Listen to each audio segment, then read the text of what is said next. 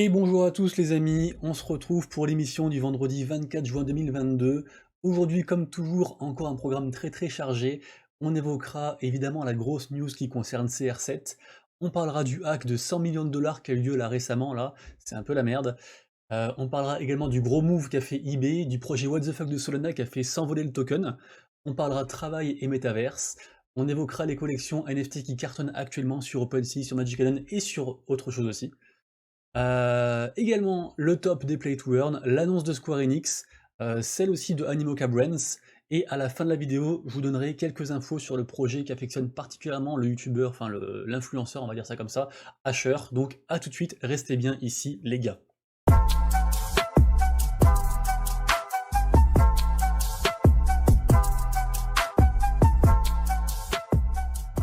Et c'est parti les amis, je vous rappelle avant qu'on commence la vidéo le concept de la chaîne. Le concept, c'est qu'il n'y a pas de concept. Non, je plaisante, non.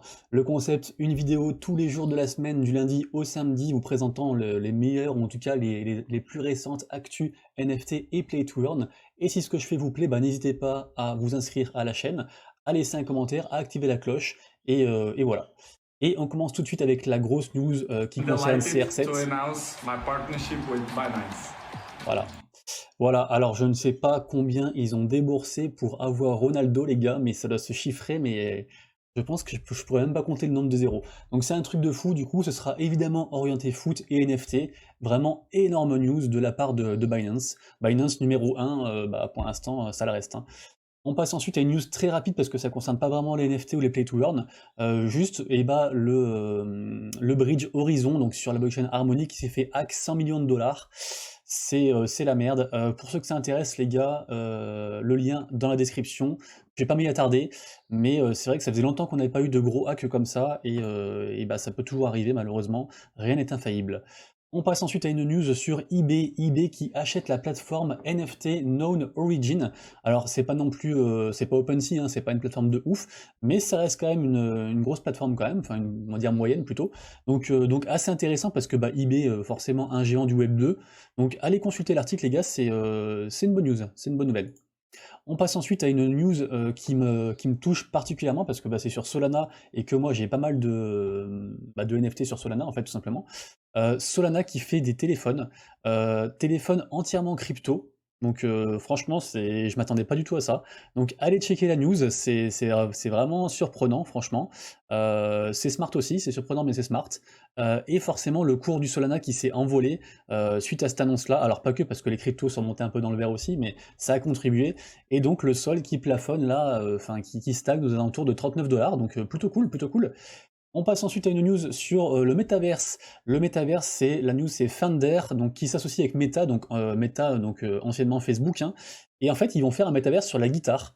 Donc vraiment cool en fait, ce sera un métaverse où les gens pourront collaborer pour créer des morceaux.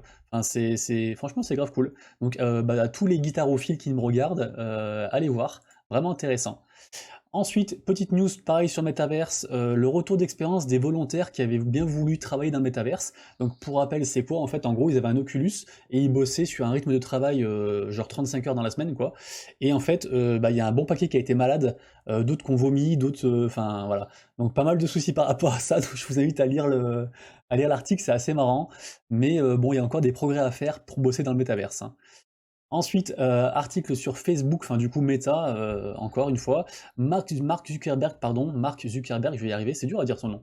Mark Zuckerberg qui annonce la transformation en fait alors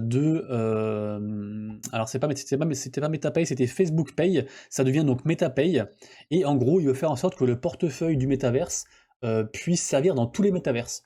Donc il a dit, je sais pas comment ça va se passer, mais c'est ce que je veux faire.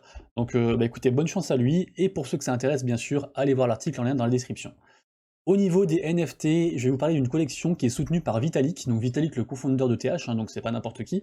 Ça se passe sur Optimism, donc la blockchain Optimism, pardon, donc c'est un layer 2. Il y a une collection qui est assimilée aux CryptoPunks, qui s'appelle les OptiPunks, et qui est en train de bien augmenter, de bien avoir, le volume augmente, le floor n'a pas encore explosé, mais les gens en parlent de plus en plus, pardon, parce que justement c'est soutenu par Vitalik. Donc Pourquoi pas faire un petit move les gars, Dior bien sûr, c'est pas un conseil d'investissement, allez checker ça, mais il y a peut-être un move à faire là-dessus, parce que pour l'instant c'est 0,16 ETH le floor, c'était 0,14 il y a 2 jours, donc ça augmente doucement. Il y a moyen que ça pète, il y a moyen que ça pète.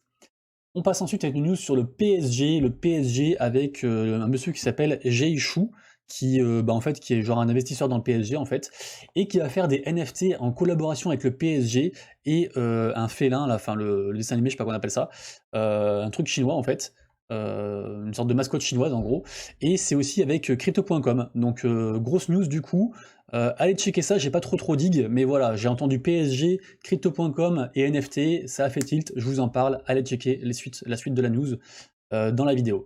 Sur OpenSea dans le top 10, qu'est-ce qu'on voit? On voit qu'au niveau des volumes, dernière 24 heures, le top 1 c'est Duplicator, donc le airdrop qui avait eu lieu pour les doodles. Et en fait après on voit en top 2 Moonrunners et en top 3 Gossamer Seed. Alors qu'est-ce que c'est tout ça en fait? Je suis allé checker. Moonrunners, j'ai pas trop compris ce que c'était, parce que j'ai pas trop compris le projet, mais c'était gratuit. C'était un mint gratuit, et en ce moment il y a une grosse hype sur tout ce qui est mint gratuit, il y en a aussi beaucoup sur Solana, et pour un mint gratuit, aller taper les 0,20 en floor price, c'est quand même insane. Donc du coup les gars, vraiment quand il y a des trucs gratuits comme ça, allez voir, mettez des nouveaux wallets, payez juste les frais de gaz, enfin les frais de la transaction, et franchement ça peut vraiment être grave intéressant et des très gros moves. Concernant la troisième collection là sur OpenSea au niveau des volumes, c'est Gossamer Seed. Qu'est-ce que c'est? J'ai trouvé quasiment zéro info. Je ne sais pas si c'est un play to earn ou un metaverse, mais je trouve ça grave stylé, grave joli. Regardez-moi la qualité des dessins, enfin du design de ce qu'il présente là. C'est pour moi c'est vraiment de la très bonne qualité, donc à surveiller. À surveiller. Alors bien sûr c'est déjà à 0,6 ETH, donc c'est déjà un bon prix. C'est des cocons qui vont éclore dans je sais pas combien de jours. Enfin j'ai pas trop d'infos, donc si vous avez des infos les gars, merci de les partager. Mais déjà, d'une vue d'ensemble comme ça d'un mec qui connaît rien, ça me paraît vraiment grave cool. Vraiment grave cool. Ensuite, concernant hier, il y avait le mint des Honest Moose. Bon, c'est pas encore terminé, mais pour moi, c'est mort dans l'œuf. Quand il y a 5K whitelist avec 2 tokens par whitelist et que personne mint, pour moi, c'est mort. Également, Gakko Monkeys, pareil, c'est mort aussi, c'est mort et enterré, on n'en parlera plus. YeTigers, pourquoi je vous en parle? Je sais pas trop quoi en penser des Tigers. J'ai toujours mes 2 NFT. Apparemment, Magic Eden aurait répondu à des mecs qui leur auraient demandé est-ce qu'il y aura un projet avec vous et YeTigers, sous-entendu du stacking, pour la première fois du stacking sur Magic Eden. Magic Eden aurait répondu, il y a des screens, alors fake ou pas fake, je sais pas, mais il y a des screens où ils disent oui, il y a quelque chose qui se prépare, suivez bien leur annoncement. C'est remonté à 3,50, c'était redescendu, enfin.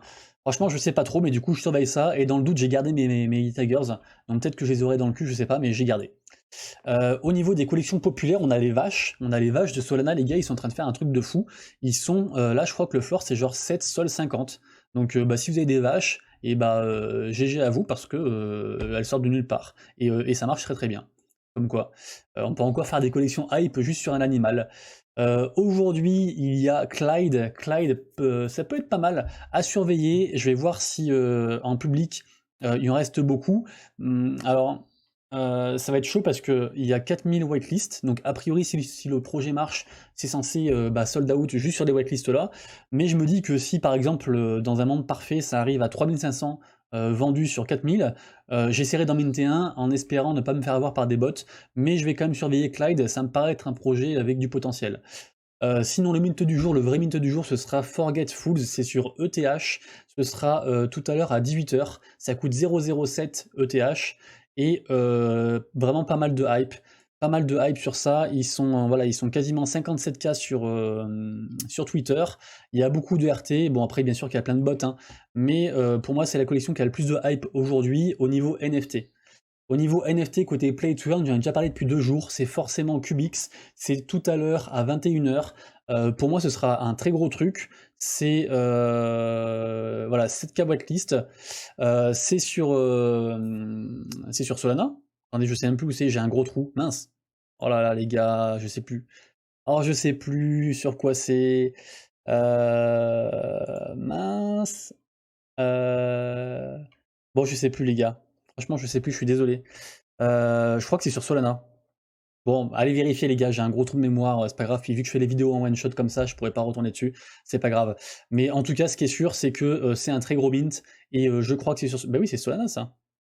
Bon, c'est sur Solana, OK, bon, c'est bon, ouf, l'honneur est sauf. Donc allez voir les gars, CubeX, très gros projet. Très gros projet. On passe ensuite au côté Play to Earn, et nous aussi, un peu comme dans le trading, on peut voir des fois le paysage tout vert, des cryptos liés au métaverse, à la finance décentralisée, mais côté gaming. Tout est quasiment dans le vert, donc vraiment grave cool, très bonne journée.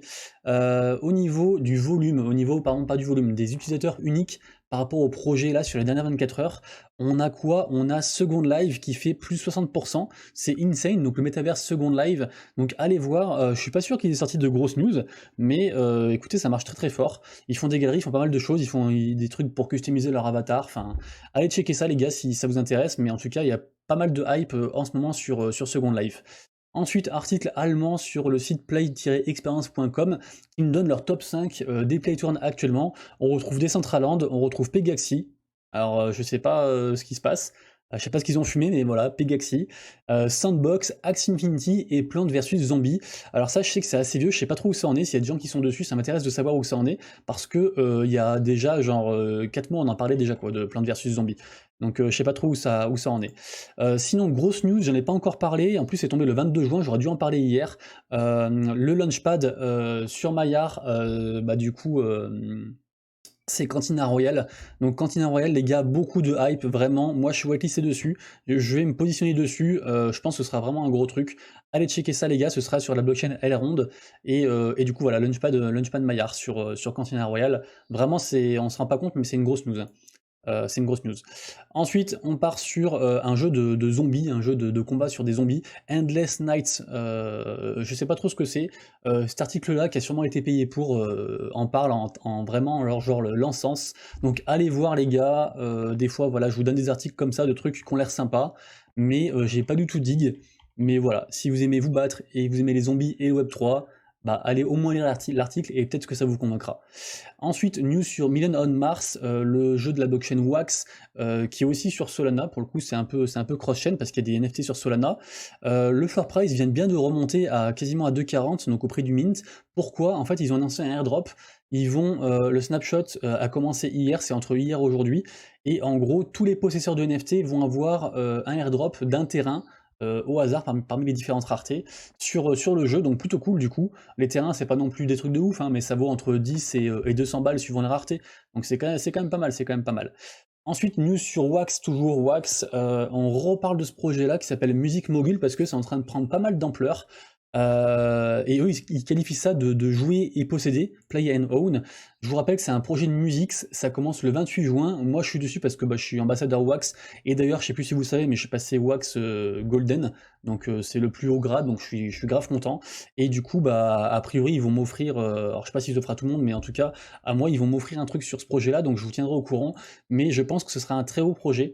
Après, prenez du recul parce que je suis pas objectif dessus, forcément. Mais voilà, je pense que ça peut vraiment être un truc vraiment très très cool. Très très cool. Ensuite, alors ça, j'ai pris la news et j'ai oublié de la lire. Donc désolé les gars, je vous mettrai la news dans la description parce que j'ai zappé, il y avait trop de news aujourd'hui. Mais voilà, en gros, Outer Ring, un MMORPG de science-fiction fantastique. Je sais pas quand ça sort, je sais pas pourquoi j'en parle, mais allez consulter la news les gars. Voilà, c'est ça qu'on aime aussi, hein, c'est les vidéos à l'arrache comme ça bien sûr, hein. Ensuite, grosse news ou pas sur Square Enix. Donc Square Enix, c'est qui? En gros, c'est principalement dans mon cœur, c'est Final Fantasy. Ils ont dit que les NFT, ce sera pas tout de suite. C'est trop tôt. Pareil, ils ont aussi Dragon Quest, une grosse licence. Ils ont dit les gars, c'est trop tôt. Et c'est vrai qu'on en parle souvent, mais pour moi, je vois pas les NFT arriver dans les très grosses licences avant au moins 5 ans, mais vraiment, hein. Donc du coup, Square Enix, on sait qu'ils planchent dessus, mais c'est pas pour tout de suite. Donc voilà, prenez votre mal en patience. Pour l'instant, on va se contenter des grosses licences Web3 style Illuvium, Cross the Edges et compagnie, Cypher, Sarah Class, tout ça vous connaissez, Guild of Guardians, mais les grosses licences qu'on connaît du Web2, c'est pas tout de suite. Animoca Brands, donc Animoca Brands, c'est la grosse société donc hongkongaise, hein, ils sont basés à Hong Kong, et ils sont derrière entre autres The Sandbox, qui viennent d'acheter Scratch Wars Développement.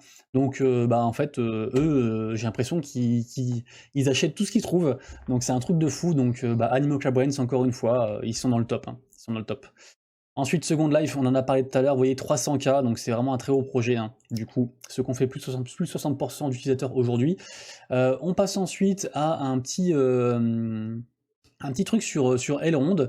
Pourquoi je vous en parle en fait? Ce matin, il y avait un streamer qui en parlait sur Twitch, et je connaissais pas la blockchain Elrond, à part pour du coup le projet Cantina Royale, et en fait, je viens de voir qu'ils ont quand même une dizaine de play to earn en développement, donc je vais m'y intéresser, et je vous invite également à le faire aussi, notamment, il y a, alors je crois qu'il a pas, ah si voilà, Knights of Catena, apparemment, ce sera un projet très très lourd, donc je vais me renseigner sur tout ça les gars, mais c'est vrai qu'on reste souvent cloisonné sur notre petit univers, notre blockchain chétif, non, fétiche, ouais, fétiche, par exemple Solana, voilà, et en fait c'est dommage parce qu'il y a quand même plein de choses qui se trouvent ailleurs, sur Harmony, sur Elrond, donc du coup voilà, je vous mettrai les liens, ça peut être sympa, ils sont tous en développement les jeux, donc pourquoi pas investir sur les ACO, IDO, etc. en early, sur un truc qui vous paraît pas mal, franchement ça peut être cool. Ensuite, on passe sur Life Beyond. Life Beyond, les gars, c'est un gros projet en mode ouvert. C'est un mode ouvert, une sorte de MMO en mode ouvert. Je pense que ça va être un très gros truc. Et là, du coup, ils ont dévoilé en fait qu'on pouvait avoir ces passeports en fait pour jouer au jeu, en gros en early. Donc allez checker ça. C'est un peu comme Big Time, mais en gros en mieux, selon moi. Voilà, donc allez checker les gars, ça s'appelle Life Beyond, et l'info vient de tomber là. Et on parlera également aussi dans la vidéo là, je sais plus où j'en suis les gars, il y a trop de news aujourd'hui, il faut vraiment que je condense le truc, on va encore arriver à 20 minutes, je vais me faire engueuler, enfin bref. On-Chain Studios qui arrive à avoir un fonds de 23 millions de dollars pour faire un play to earn, ça s'appelle Cryptoys, donc pareil les gars, quand des gros studios comme ça arrivent à soulever autant de fonds, a priori c'est qu'ils ont un très bon dossier, donc allez checker ça, et pourquoi pas se mettre early, mettre un petit billet dessus, c'est pas un conseil d'investissement toujours est-il, mais pour moi c'est une énorme news, plus de 20 millions de dollars c'est quand même un truc de fou, donc lien dans la description, et je crois que ça on a déjà parlé, voilà c'est la news sur Elrond, donc c'est tout pour moi les gars aujourd'hui. Mince, j'avais un challenge à faire avec ma tasse à café, je l'ai reposé, je suis désolé pour le viewer qui se reconnaîtra. Les gars, je pense que je ferai une petite vidéo un peu courte demain, pour le coup, vidéo actu NFT Play to Earn, et on se retrouve cet après-midi sur Twitch, il y aura une AMA très particulière, il y aura des giveaways, et je vous embrasse, merci d'être là, on est de plus en plus nombreux, vraiment, merci, et voilà, allez, je vous laisse sur cette note d'amour, bye bye.